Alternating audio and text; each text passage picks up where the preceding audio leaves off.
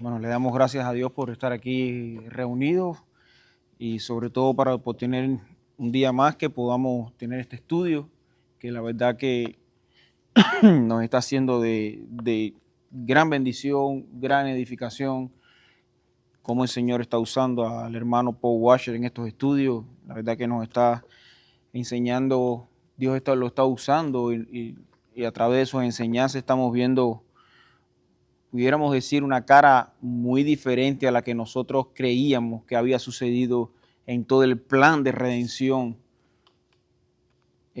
ordenado desde antes de la fundación del mundo, por amor entre ellos y incluyéndonos a nosotros en ese amor, habiéndonos sido predestinados desde antes de la fundación del mundo.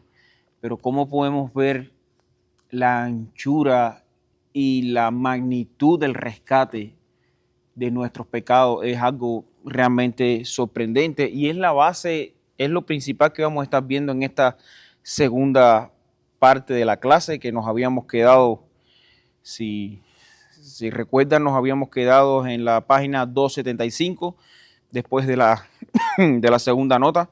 Nos quedamos donde dice el subtítulo Dios castigó a su hijo.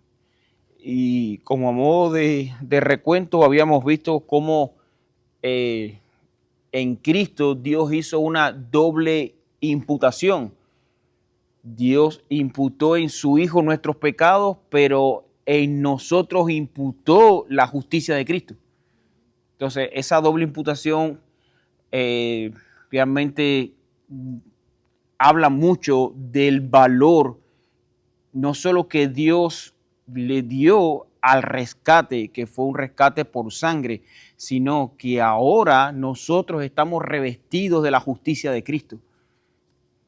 No solamente que nos quitó el pecado, sino que nos limpió con la sangre de Cristo. Entonces, en esta segunda parte vamos a estar viendo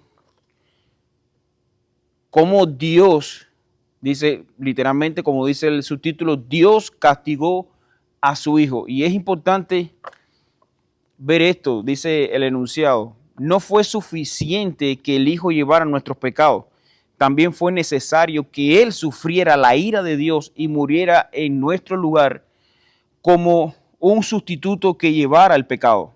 Mediante el sufrimiento y la muerte del Hijo, las demandas de la justicia de Dios en contra nuestra fueron satisfechas y la ira de Dios en contra nuestra fue apaciguada. Solo de esta manera Dios pudo preservar su justicia y a la vez justificar al pecador. En Isaías, disculpe, en Isaías 53, versículos 4 y 5, se encuentra uno de los textos más importantes en todas las escrituras acerca de la naturaleza del sufrimiento, la muerte y la muerte de Cristo. ¿Qué hizo Dios el Padre con su Hijo mientras colgaba en la cruz del Calvario? Vamos a buscar entonces Isaías 53, 4 y 5.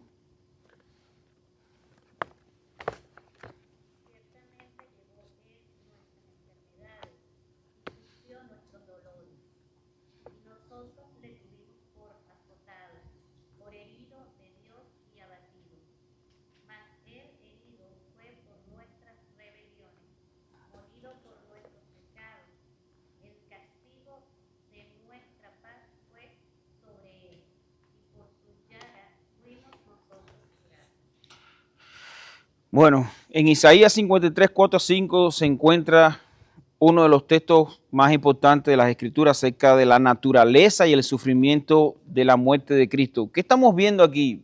Vamos a ver las características de lo que describe Isaías, de lo que pasó nuestro Señor. No fue solo un sacrificio en la cruz. A Cristo lo colgaron, murió, lo pincharon, lo bajaron. No. Estamos viendo todo ese padecimiento era necesario.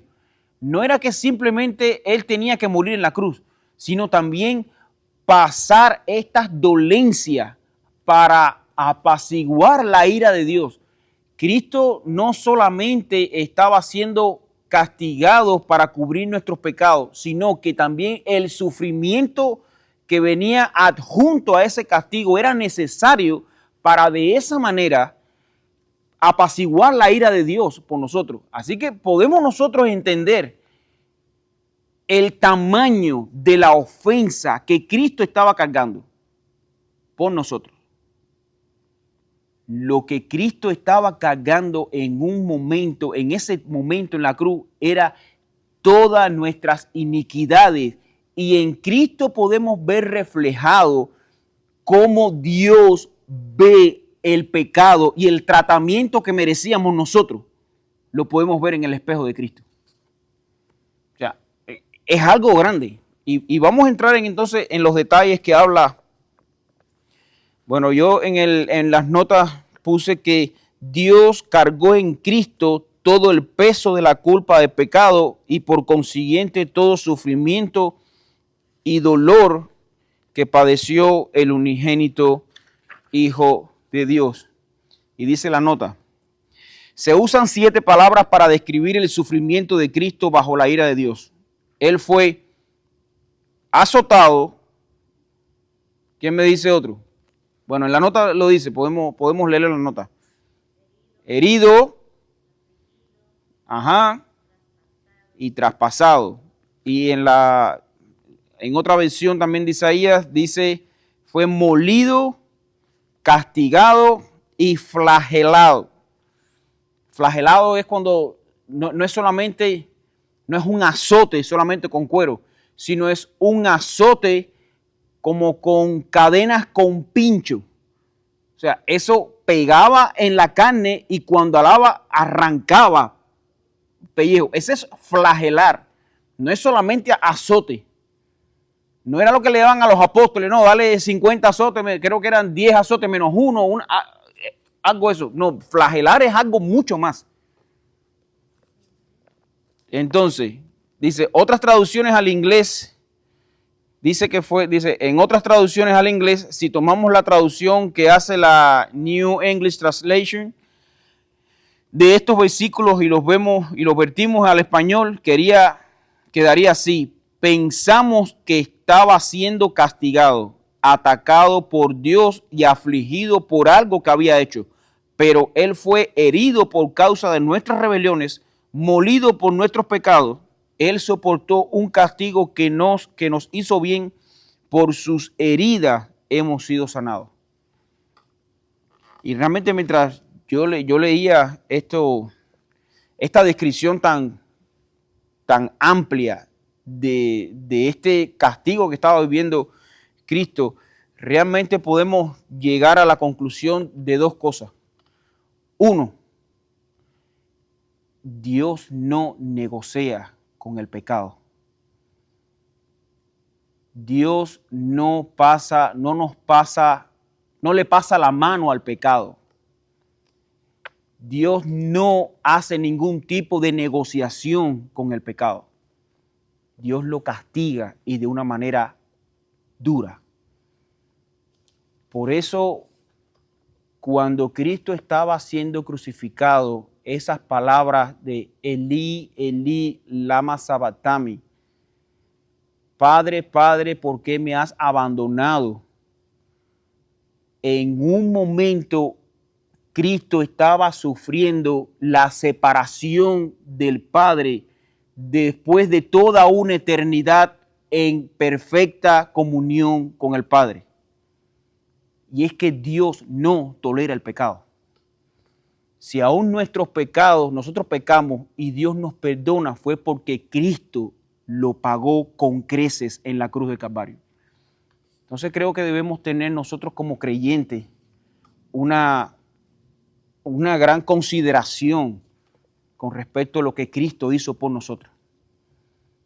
Y lo otro es lo que venía, y este es el segundo punto que quería traerles con ustedes, que la segunda parte que debemos tener en cuenta es el valor del precio que Cristo pagó por cubrir nuestra vergüenza. Es realmente, por eso te digo, esta parte de esta clase es muy significativa, porque la descripción del sufrimiento de Cristo nos debe traer a cuenta el precio tan alto que Cristo pagó. No es solamente la muerte, porque si podemos ver a veces o sea, cualquier persona momentáneamente rápido por un accidente y murió. Pero no, Cristo tenía que padecer, sufrir, ser molido por nuestros pecados, castigado, flagelado, traspasado, herido, azotado. O sea, la descripción es realmente... Estaba viendo esta mañana Radio Amistad y estaba el pastor Alicia Santiago y estaba dando sobre la cruz y decía que Cristo dijo, tengo sed. Y dice que uno era que dijo eso para que la escritura se cumpliese. Uh-huh. Y dos, porque sentía la ira de Dios, el pecado, sufría por lo que estaba muriendo. Exactamente. Entonces, en Isaías 53:10 dice, encontramos otro texto extremadamente importante acerca de la naturaleza del sufrimiento de Cristo en el Calvario. ¿Cómo afirma este texto lo que hemos aprendido en Isaías 53, 4 y 5? Vamos a buscar Isaías 53:10. No, ese es un contraste. Busca Isaías 53:10 que va a traer como una unión de pensamiento con respecto al versículo 4 y 5. ¿Alguien que...? 53:10. Sí. Con todo eso, Jehová quiso quebrantarlo, sujetándole a padecimiento, cuando haya puesto su vida en expiación por el pecado. Verá linaje, vivirá por largos días, y la voluntad de Jehová será en su mano prosperada. O sea, pero mira la descripción del texto. Dice, con todo eso Jehová quiso quebrantarlo. Y eso es importante. Dice, sujetándole a padecimiento. Si todo se resumiera solamente con que Cristo fuera a la cruz, debido a una treta que la habían tendido, lo agarraron, buscaron testigos falsos para condenarlo. No, pero dice que Dios, ¿qué? Dice, lo sujetó a padecimiento. Dios quiso, Jehová quiso quebrantarlo. Para que el pecado cubriera la ira de Dios, tenía que ser quebrantado. Y la palabra quebrantado viene dando la idea que como si literalmente nosotros nos quebrantáramos, sería todos nuestros huesos partidos. Es la palabra quebrantar. En el modo espiritual estamos hablando de el mayor sufrimiento que alguien puede experimentar. O sea, no es solamente un padecer, no. Cristo no solamente padeció, Cristo padeció hasta lo sumo. De hecho, antes, hermano, y esto es algo que tenemos que tener en consideración, Cristo por un momento pidió al Padre pasar esta copa. Recuerde que Él no estaba revestido de toda su deidad, estaba también sujetado a pasiones, a limitantes humanas, no a pasiones, sino a limitantes humanas. O sea, Él sentía hambre, sentía sed, sentía dolor. Cuando Él le pidió al Padre, Padre, pasa de mí esta copa, es porque Él sabía esa experimentación del quebranto era grande. Dice que sus gotas de sudor eran como gotas de sangre. Y médicamente dice que una persona puede experimentar a eso cuando está a un extremo, a una escala súper extrema de presión. Decían de un gran estrés, pero bueno, no es el hecho de la palabra estrés, sino la presión que él tenía de lo que le esperaba en el quebranto. O sea, no estamos hablando que Cristo es Dios, él lo aguantó, lo padeció. No. Cristo pagó con una gran agonía por nuestros pecados. O sea, por eso es que mismo Pablo habla de que ¿cómo crees que Dios va a tratar al que pisoteare la sangre de Cristo? Después que Él dio a su Hijo unigénito para pagar por personas despreciables como nosotros. Y Dios va a tolerar que nosotros, que estas personas despreciables que no han tenido en cuenta a Dios pisoteen su sangre y sacan con la suya. No, eso no va a suceder. Pero por otra parte, nosotros podemos estar sentados en la parte gloriosa donde podemos ver el quebranto de Cristo y poder decirle al Señor, Señor, gracias, porque tu Hijo pagó algo que nosotros todos juntos no íbamos a poder soportar. Eso lo pagó el Hijo de Dios. Dice la nota. Estamos en... Entonces, por medio del quebranto, yo puse en mis notas, y sujetando el padecimiento hasta poner su vida en expiación por el pecado, somos salvos gracias a Cristo por tomar nuestro castigo y llevarlo por amor y obediencia al Padre. O sea, y es ahí donde podemos ver el amor que tuvo Cristo. Que Cristo no renegó, dice, porque la palabra cuando Cristo dijo, pasa de mí esta copa, pero al final, ¿qué fue lo que dijo? Pero que sea tu voluntad y no la mía. Aún Cristo sabiendo el quebranto que iba a sufrir, Cristo jamás desobedeció a su Padre. Y eso habla mucho de la fidelidad que tenemos de un Salvador como Cristo. Dice, la palabra quiso, dice la nota, traduce el vocablo hebreo afetz, el cual significa deleitarse en, agradarse de o desear. Dios no tuvo ningún placer sádico al moler a su propio Hijo bajo todo el peso de su ira.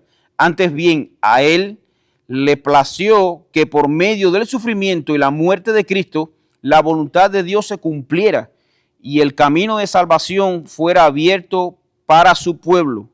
La palabra quebrantar traduce el vocablo hebreo doka, el cual significa moler, golpear o quebrar en pedazos.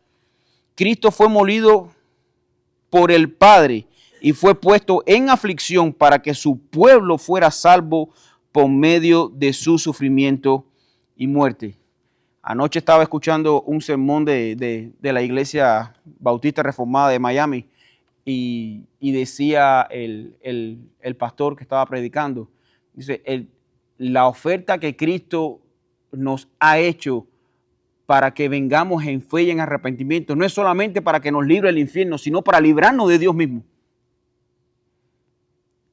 El infierno es la consecuencia de eso, pero la causa del castigo fue lo que Cristo nos libró. Cristo nos libró de Dios, de la ira de Dios. Y Hebreo habla muy claro de eso. Dice, horrenda cosa es caer en manos del Dios vivo. Hermano, de verdad que lo que Cristo, nosotros entender el llamado que Dios nos hizo, el nosotros entender, no es solamente, no se basa en levantar la mano, yo acepto a Cristo. Eso es una falta de respeto. Dios nos llamó desde antes de la fundación del mundo y pagó con un dolor extremo nuestra salvación. Te digo, esto no sé a ustedes, pero esta clase, cuando la estaba leyendo, la estaba estudiando, realmente me impactó. Realmente me impactó. Dice, Dios el Padre envió a su Hijo al mundo en la semejanza de carne de pecado, le imputó nuestros pecados y lo molió bajo toda la fuerza de su ira. Por medio de la muerte de su Hijo, el Padre hizo propiciación o pago completo de nuestros pecados. Y habíamos visto en la clase pasada lo que era propiciación.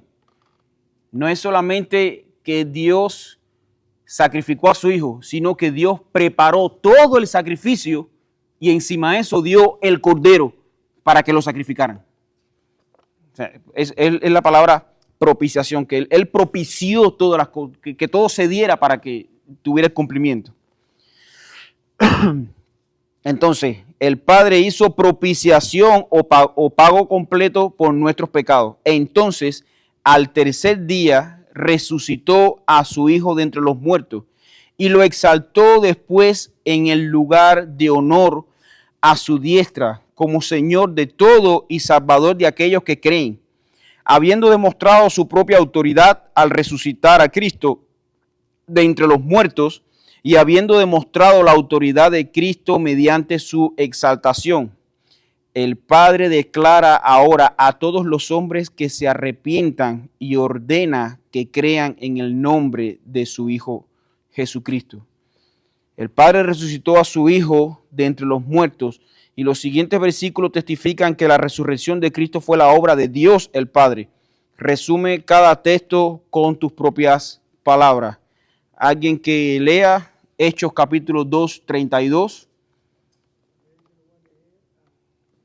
A este Jesús resucitó Dios, de lo cual todos nosotros somos testigos. Y matasteis al autor de la vida, a quien Dios ha resucitado de los muertos, de lo cual nosotros somos testigos. Realmente dice, así que... sí, pero ¿cuál fue el texto que usted leyó? ¿El 3.15? El 2.32 y 3.15. Sí, el 2.32. Este Jesús resucitó Dios, de lo cual todos nosotros somos testigos.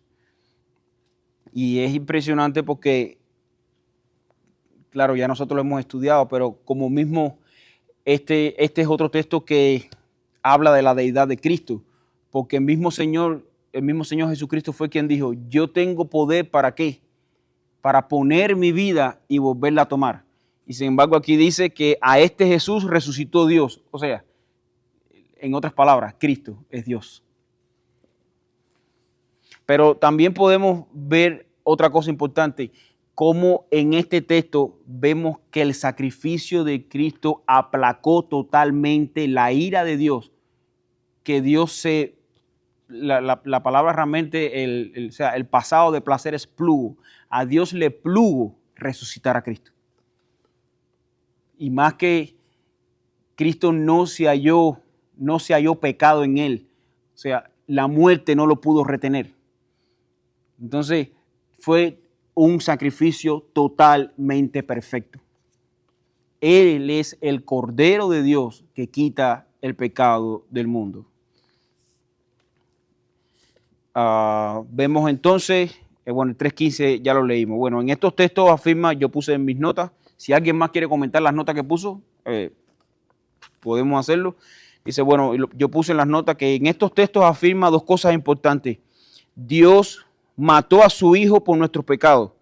Y lo segundo, que Dios resucitó a su Hijo de entre los muertos para coronarlo de gloria y junto con Él, y de esa manera seremos resucitados. Romanos capítulo 6, versículo 4. Sí. Porque somos sepultados juntamente con Él para muerte por el bautismo, a fin de como Cristo resucitó de los muertos por la gloria del Padre, así también nosotros andemos en vida nueva. Eso ¿qué nos debe mover a nosotros este texto? No es solamente el llevar una vida religiosa, de venir a los estudios, participar en la culturación, venir el domingo, cantar, despedirnos, chao, nos vemos el miércoles que viene. No, dice que para que andemos en vida nueva. Es una vida en Cristo, es una vida nueva. Lo que nosotros publicamos a través de las aguas del bautismo no es solamente una inmersión, te mojaste, saliste, resucitaste, esto hay que hacerlo para pertenecer a la iglesia. No, tú representaste la vida vieja muriendo en Cristo y resucitando en una vida nueva. Ese es el testimonio público que hacemos a través de las aguas del bautismo. Entonces, por eso es que nosotros no creemos en bautizar a un niño que no entiende estas cosas.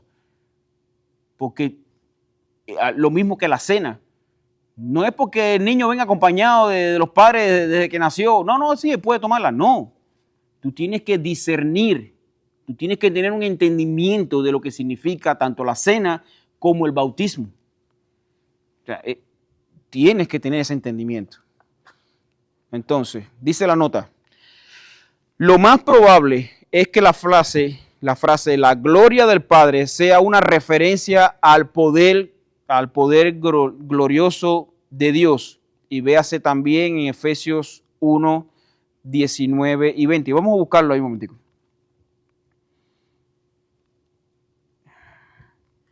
Efesios 1, 19 y 20, y dice la Escritura. Y cual la supereminente grandeza de su poder para con nosotros los que creemos, según la operación del poder de sus fuerzas, la cual operó en Cristo, resucitándole de los muertos y sentándole a su diestra en los lugares celestiales. Dice que supereminente grandeza de su poder, o sea, eso es un superlativo. Ese fue el poder que actuó en Cristo y que también actuó en nosotros. Mi hermano, desde el día que nosotros recibimos por fe a Cristo, ya nosotros estamos viviendo eternamente. Nosotros estamos viviendo eternamente. Nuestro cuerpo, estamos en este recipiente temporal, pero ya nuestros nombres están escritos en el libro de la vida. O sea, por la sangre de Cristo. Y me llama mucho la atención porque vi ayer en Facebook, es como un evangelista que hace varias entrevistas en la calle, creo que es español. Y él le preguntaba a cierto católico, dice, ¿por qué tú crees que tú debes ir al cielo? Y él le dijo, bueno, porque yo trato de llevar una vida correcta, según lo que Dios dice, tratar de portarme lo mejor posible según Dios. Dice, bueno, imagínate que haya un musulmán, un judío y un cristiano. Y el musulmán dice, bueno, sí, yo me merezco el cielo porque yo he tratado de guardar la ley de la Torá, he tratado de hacer las cosas bien. Viene el judío, bueno, he tratado de guardar la ley, yo he tratado de guardar el sábado, de guardar... y él dice, pero tú sabes lo que te diría un cristiano, un verdadero cristiano. Dice, yo no me merezco estar en el cielo. Si yo voy a entrar, es por la sangre de Cristo que fue derramada en la cruz del Calvario. Él pagó mi entrada al cielo, no yo. Wow, eso me llamó mucho la atención. Y esa es la realidad, hermano.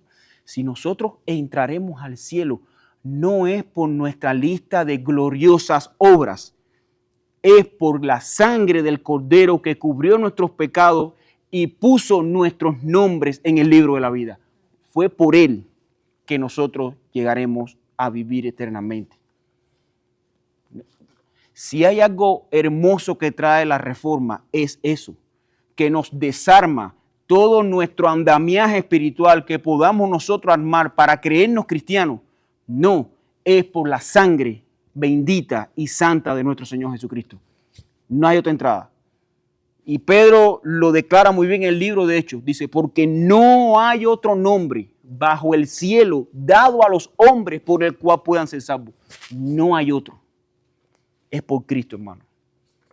Por eso es que no debemos dudar. No es nuestras obras, no es lo que nosotros hayamos hecho, que a lo mejor y satisface la ira del Padre, a lo mejor ya con lo que yo he hecho el Señor. No, no es lo que nosotros hayamos hecho. Es lo que hizo Cristo por nosotros. Nuestra salvación no está en nuestras manos. De hecho, el texto dice, ocupaos de vuestra salvación. Pero hay dos cosas. Primeramente es la palabra ocupaos. O sea, ocúpate de lo que ya está hecho. Y la palabra salvación, habían como 4 palabras que representaban, para representar salvación. Y la que se usa en ese texto es santificación con progresiva. O sea, ocúpate de vuestra santificación progresiva todos los días. Es lo que está queriendo decir ese texto. Dice, ¿con qué? Con temor y temblor. Seguimos entonces, hermanos, con la... Bueno, vimos Efesios 1, 19 a 20. Bueno, el Padre exaltó a su Hijo a su diestra y habiendo resucitado a su Hijo de entre los muertos, las Escrituras enseñan que Dios también lo exaltó hasta lo sumo como Señor de todo y Salvador de aquellos que creen. ¿Qué nos enseñan los siguientes versículos acerca de esta verdad? Un hermano que busque Filipenses capítulo 2, versículo 9 al 11. Por lo cual Dios también le exaltó hasta lo sumo y le dio un nombre que es sobre todo para que en el nombre de Jesús se doble toda rodilla de los que están en los cielos y en la tierra y debajo de la tierra. Y toda lengua confiese que Jesucristo es el Señor, para gloria de Dios Padre. Exacto, hermano.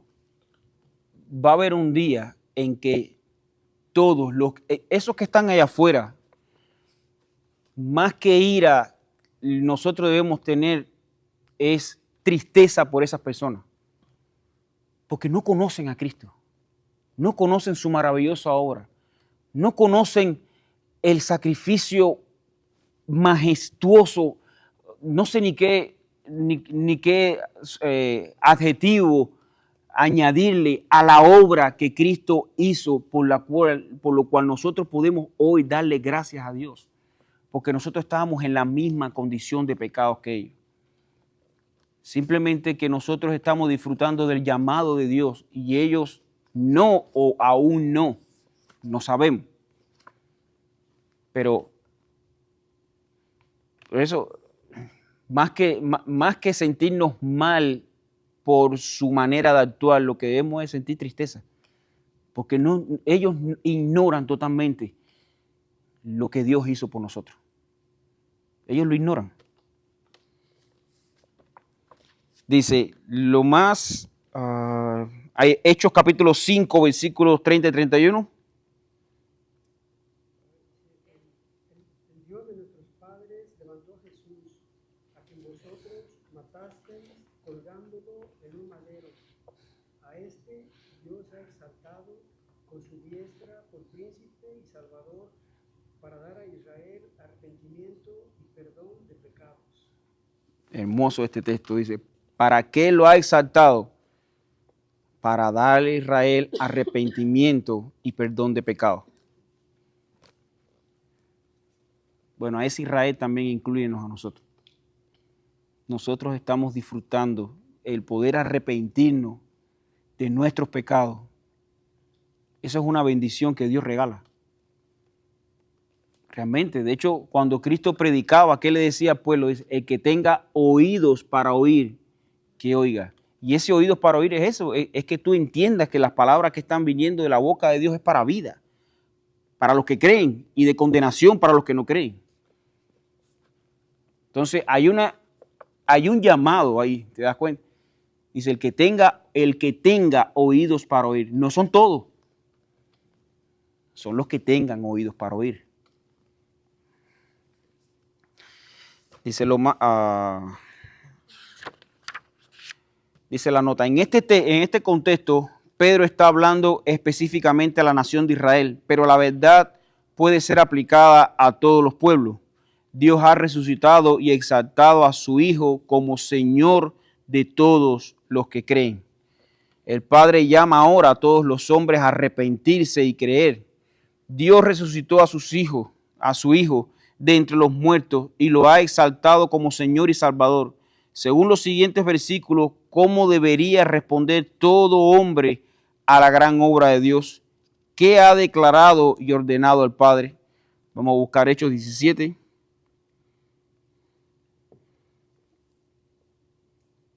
Hechos 17, 30 y 31.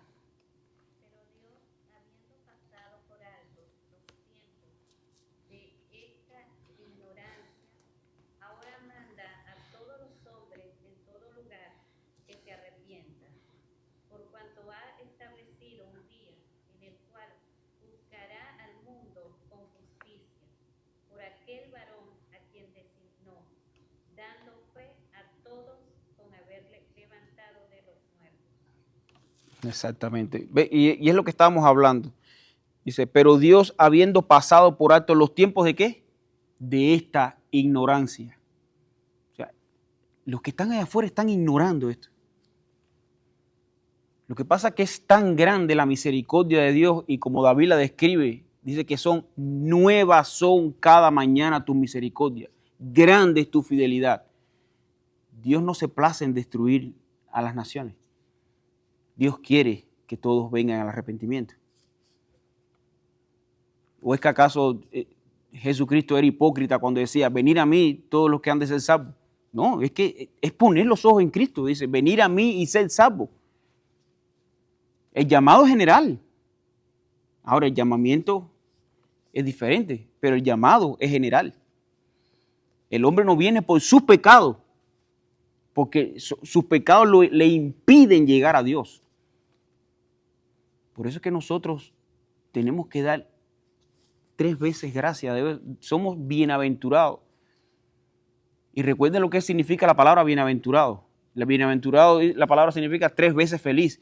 Pero es que bienaventurado simplemente está ligado a una acción buena que viene directamente de parte de Dios. Yo no puedo bienaventurar a nadie. Ni nadie, ningún ser humano puede bienaventurarme. Solamente es una acción que viene de Dios hacia el hombre. Dice el texto, en este contexto, bueno, Pedro está hablando específicamente a la nación de Israel. ¿Cómo debemos responder entonces a la gran obra de Dios que ha declarado y ordenado el Padre? Según el texto que leímos, ¿qué es lo que ha declarado? Exactamente. Y fíjense el orden. El orden no puede ser quebrado. Por eso es que si alguien viene diciendo que cree en Cristo y su vida no refleja un arrepentimiento genuino, no ha habido un llamado genuino. Y decía a principio del libro de Hechos, dice, muestren las obras del arrepentimiento. O sea, que esas obras de arrepentimiento no son las obras que te llegan a arrepentirte, sino las obras que salen de ti después que te arrepientes. Porque se puede confundir con remordimiento. No, son las obras que salen después de un arrepentimiento genuino. Hay un cambio de vida totalmente. Dice la nota. La frase pasado por alto los tiempos de ignorancia es una referencia a la larga historia de ignorancia e idolatría de los gentiles. No significa que no eran responsables por sus pecados, sino solo que Dios demostró paciencia hacia ellos. Él permitió que todas las naciones siguieran sus propios caminos, como dice Hechos 14:16, que refrenó su ira contra ellos en vista de la venida de Cristo y el ofrecimiento del Evangelio a todos. Primera de Juan capítulo 3, versículo 23. Primera de Juan capítulo 3, versículo 23.